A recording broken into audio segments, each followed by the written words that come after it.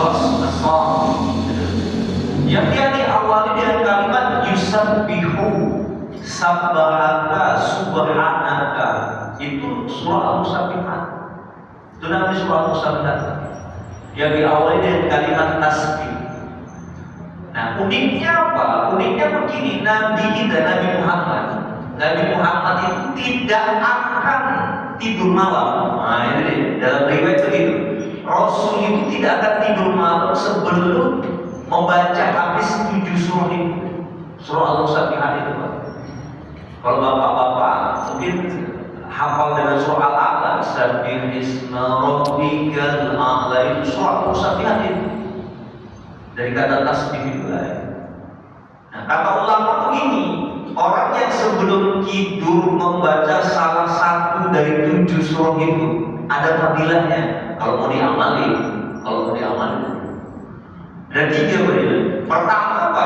Kalau Nabi Muhammad 77 dibaca, kalau kita kan nggak mungkin. Kadang-kadang lupa baca doa tidurnya, lupa. Nggak usah 7 surah itu. Baca doa tidurnya kan lupa. Ya kan? 7 surah apa saja. Tapi kita salah satunya, ini ulama menyebutkan salah satunya. Di salah satu itu kita baca, maka akan mendapatkan 3 fadilah. Fadilah pertama apa? Allah panjangkan umur kita. Jadi dipanjangkan umur itu. Yang kedua, ketika kita baca salah satu surah Al-Musabbihat itu apa? Maka ketika kita tidur, Allah akan angkat pelan-pelan penyakit kita. Saya dulu ketika baca ini, Pak, bingung juga. Orang tidur kok bisa jangka penyakitnya? Rupanya kalau dalam ilmu kesehatan, tidur itu recovery namanya. Recovery itu apa? Balik tubuh kita ini melakukan perbaikan. Ternyata itu dari Quran juga. Itu loh, hebatnya Islam kita ini.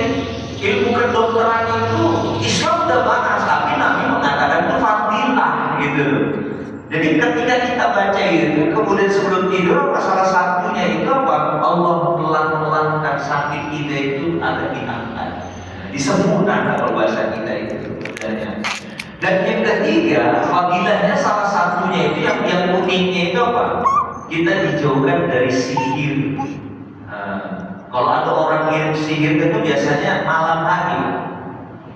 Nah, karena itu orang kirim sihir itu pagi-pagi, siang itu biasanya dilakukan itu malam-malam.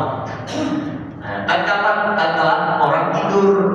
Jadi kalau Bapak mengamalkan salah satu surah Al-Musabbihat sebelum tidur, ada kiriman orang yang tak suka sama Allah, itu balik deh, balik. Itu dia. Jadi balik deh. Itu ulama sih yang bilang, bukan ustaz yang pegang. Kita hanya mengamalkan. Dan selain dari jauh tidak mempat sihir itu apa? Dijauhkan fitnah. Fitnah ini kan kejam, fitnah maksudnya fitnah itu apa ya? Sesuatu yang nggak kita perbuat terjadi gitu. Nah, itu yang umumnya. Itu fadilahnya, Pak. Nah, kenapa? Nah, ini muncul pertanyaannya, kenapa? Kan dikaji para ulama nih. Kenapa surah tentang perintah Isra Mi'raj itu diawali dengan kalimat tasbih? Dengan subhanalladzi asyra, itu surah Al-Musabbihat, tasbih. Nah, ternyata tasbih itu asal katanya dari kata sibaha.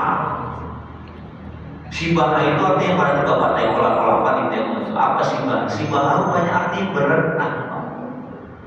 Tasbih itu bukan ini, Pak. Ini bukan tasbih. Bapak-bapak biasa katakannya apa? Halo, mana tasbih Bapak? Itu yang dituju apa?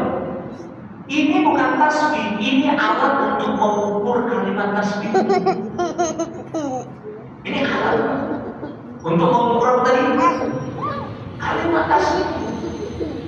Bapak jangan tanya benar salah dulu, nanti dulu sabar. Nabi Muhammad itu kalau bertasbih kan menggunakan ini, dia menggunakan tangannya. Gitu ya, Pak. Lantas, Ustaz, bolehkah kita pakai ini? Kan gitu, boleh nggak? Para sahabat ketika mereka bertasbih pakai mangkok.